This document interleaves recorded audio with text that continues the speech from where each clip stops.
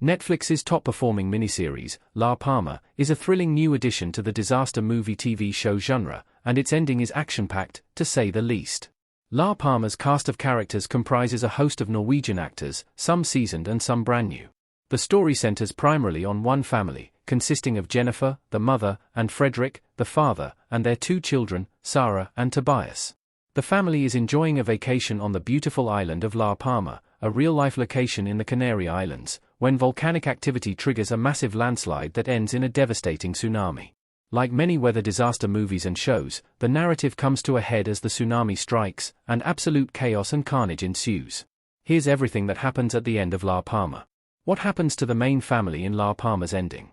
The fate of La Palma's main family is surprising. As mentioned, the main family in La Palma comprises Jennifer, Frederick, Sarah, and Tobias. Although the vacation is idyllic, the family dynamics are far from perfect.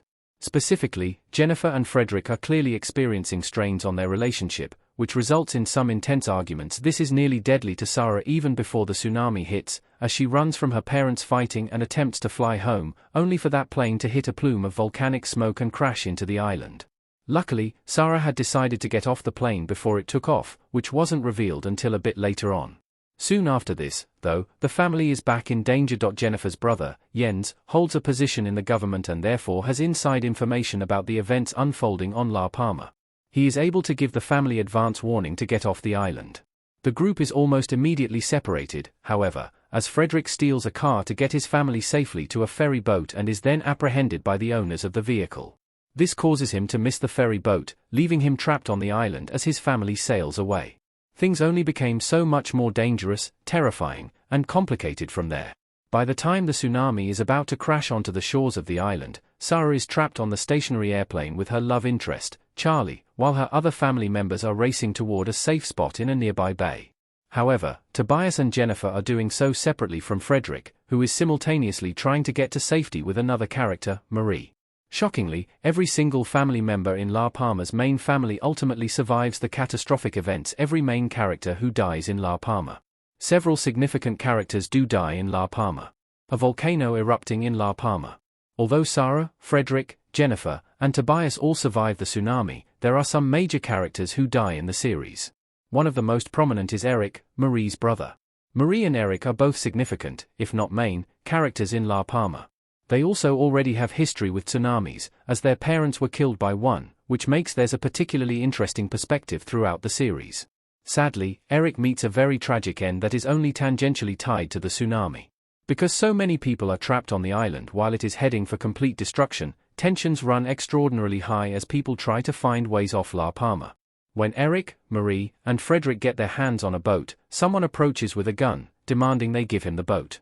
This tragically ends in Eric's death, as he tries to get the gun out of the hands of the attacker. Another significant death in La Palma is that of Aunt, who acts as a family friend throughout the miniseries, including by babysitting Tobias when Frederick and Jennifer believe Sarah has died in the plane crash. After the disaster begins, Aunt works very hard to keep the family safe while also getting himself to safety. In the end, though, he dies along with most other passengers on the plane that never successfully departs. There are also, of course, a number of deaths throughout the series for more minor and at times even unnamed characters, as is common for disaster stories. The global impacts of La Palma's tsunami explained. The end of La Palma explores some global effects. For people standing on a rock, looking toward the ocean in La Palma. The end of the miniseries also reveals that this tsunami on La Palma had ramifications the world over, especially for coastal locations even as far away as the northeast coast of the United States. While a massive tsunami may not have hit everywhere after the landslide hurled massive chunks of land into the ocean, this event impacted sea levels in myriad other areas. There were also international economic impacts as a result of the damage, casualties, and various side effects of this disaster. Interestingly, La Palma seems to have captured this fallout somewhat accurately.